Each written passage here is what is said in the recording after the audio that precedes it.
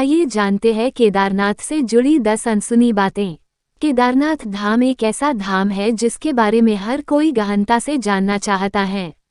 इसकी लोकप्रियता व प्रसिद्धि को देखकर हर किसी के मन में ये प्रश्न उठता है कि आखिर केदारनाथ मंदिर से जुड़ी कुछ अनकही बातें क्या है। आखिर केदारनाथ मंदिर की ऐसी कौन सी बातें हैं जो इसे इतना लोकप्रिय बनाती हैं। इसलिए आज हम केदारनाथ मंदिर से जुड़े एक दो नहीं बल्कि 10 ऐसे रोचक तथ्य आपके साथ साझा करेंगे जिन्हें जानकर आप आश्चर्यचकित रहे बिना नहीं रह पाएंगे। आइए जानें केदारनाथ मंदिर से जुड़े अनकहे रहस्य। केदारनाथ का सबसे बड़ा रोचक तथ्य व रहस्य यहाँ पर स्थित शिवलिंग है। ये शिवलिंग त्रिकोण के आकार का एक बड़ा पत्थर है जिसे भगवान शिव के बैल रूपी अवतार का पीठ वाला भाग माना जाता है। ये शिवलिंग मानव निर्मित न होकर प्राकृतिक है जो धरती में से प्रकट हुआ था। इस शिवलिंग के निर्माण के पीछे महाभारत के समयकाल की पांडवों व भगवान शिव से जुड़ी कथा प्रचलित है। इसमें महाबली भीम शिव के बैल रूपी अवतार के पीछे वाले भाग को पकड़ लेता है जिस कारण वह भाग वही रह जाता है। बैल के 4 भाग 4 अन्य स्थानों पर प्रकट होते हैं। इन्हीं 5 स्थानों को सम्मिलित रूप से पंच केदार के नाम से जाना जाता है। केदारनाथ पंच केदार में से एक होने के साथ साथ 12 ज्योतिर्लिंग में भी एक ज्योतिर्लिंग है। दरअसल एक समय में नर व नारायण भगवान विष्णु इस जगह पर भगवान शिव की तपस्या कर रहे थे। उनकी तपस्या से प्रसन्न होकर शिव ने उन दोनों को दर्शन दिए। इसके बाद शिव ने अपने एक रूप को हमेशा इस स्थल पर ज्योतिर्लिंग के रूप में निवास करने का आशीर्वाद दोनों को दिया। उसके बाद से केदारनाथ का स्थान ज्योतिर्लिंग में भी सम्मिलित हो गया। केदारनाथ मंदिर का निर्माण बड़े बड़े पत्थरों, चट्टानों, शिलाखंडों से किया गया है।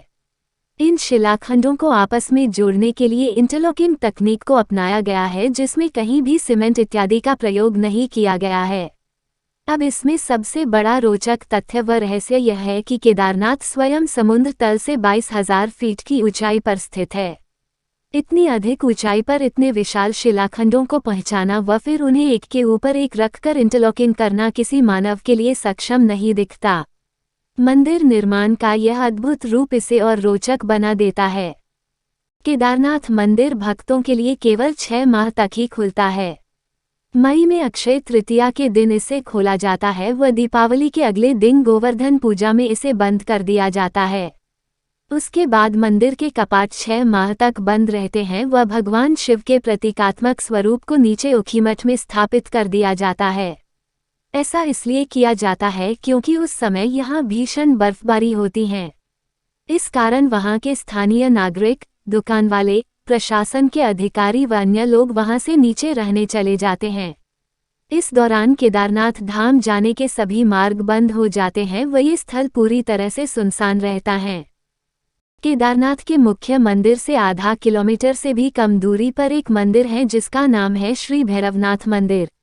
भैरवनाथ को इस क्षेत्र का क्षेत्रपालक कहा जाता है जिनके द्वारा केदारनाथ मंदिर व इसके आसपास वाले स्थलों की सुरक्षा की जाती है। जो कोई भी केदारनाथ की यात्रा पर जाता है उसका इस भैरव मंदिर में दर्शन करना आवश्यक होता है, अन्यथा केदारनाथ की यात्रा पूर्ण नहीं मानी जाती है। सर्दियों में बाबा भैरवनाथ के द्वारा ही केदारनाथ मंदिर की सुरक्षा व पूजा की जाती है। इसका एक और सबसे बड़ा रोचक तथ्य जो है वह है यहाँ जलने वाली अखंड ज्योत या दीपक। दरअसल जब मंदिर के पुजारियों के द्वारा सर्दियों में मंदिर के कपाट बंद कर ताला लगा दिया जाता है तब मंदिर के अंदर एक जलता हुआ दीपक छोड़ दिया जाता है। इसके 6 माह के पश्चात जब मंदिर के कपाट पुनः खोले जाते हैं तब वो दीपक उसी तरह जलता हुआ पाया जाता है। इसके साथ ही ऐसा प्रतीत होता है कि जैसे कल ही किसी ने मंदिर में पूजा अर्चना व साफ सफाई की हो। 2013 में आई भीषण त्रासदी के बाद जब मंदिर के कपाट मई माह में खोले गए थे तब भी यह अखंड ज्योत जल रही थी। वर्ष 2013 में केदारनाथ में आई प्राकृतिक आपदा के बारे में कौन नहीं जानता। यह आपदा इतनी ज्यादा भीषण थी कि लगभग 10,000 से ज्यादा भक्तों की मृत्यु हो गई थी व केदारनाथ जाने का मार्ग व अन्य स्थल पूरी तरह से तहस नहस हो गए थे। लेकिन आश्चर्य की बात ये थी कि मुख्य मंदिर को कुछ भी नुकसान नहीं पहुंचा था। इसका कारण था बाढ़ के पानी में बहकर आई एक विशाल चट्टान जिसे आज हम भीमशिला के नाम से जानते हैं। 2013 में जब बाढ़ का पानी तेज गति से केदारनाथ मंदिर की ओर बढ़ रहा था, तब उस पानी के साथ एक विशाल चट्टान भी बहती हुई मंदिर तक आई और ठीक मंदिर के पीछे आकर रुक गई। बाढ़ का पानी उस चट्टान से टकराकर दो भागों में बंट गया व मंदिर के दोनों ओर से निकल गया। इस कारण मंदिर को कुछ भी नुकसान नहीं हुआ था। यह एक चमत्कार ही था जिसे संपूर्ण विश्व ने देखा था। केदारनाथ ने केवल 2013 की प्राकृतिक आपदा ही नहीं झेली थी, बल्कि 400 वर्षों तक यह मंदिर बर्फ में ढका रहा था। जी हाँ, सही सुना आपने।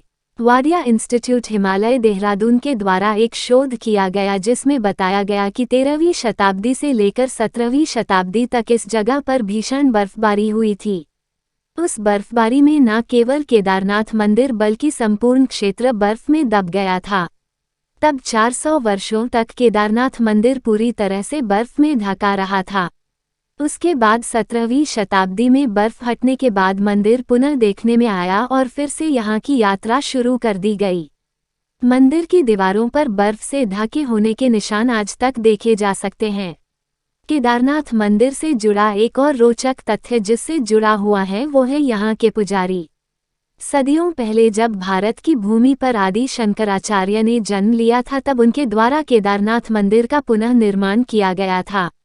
साथ ही उनकी समाधि भी केदारनाथ मंदिर के पीछे स्थित है। आदि शंकराचार्य के द्वारा केदारनाथ मंदिर की देखभाल व पूजा अर्चना का कार्य कर्नाटक राज्य के वीराशैव जंगम समुदाय के ब्राह्मणों को सौंपा गया था। तब से यह परंपरा आज तक चली आ रही है। इसके साथ ही मंदिर के सभी पूजा अनुष्ठान व कार्य कन्नड़ भाषा में ही किए जाते हैं। पुराणों में ये भविष्यवाणी की गई है कि भविष्य में केदारनाथ धाम लुप्त हो जाएगा। उनके अनुसार नारायण की शक्ति से पहाड़ों का आपस में मिलन होगा और इस क्षेत्र पर स्थित सभी धाम लुप्त हो जाएंगे, जिनमें केदारनाथ व बद्रीनाथ मुख्य हैं। पहाड़ों के आपस में मिलन से इन धामों के मार्ग लुप्त हो जाएंगे व ये एक रहस्य बनकर रह जाएंगे।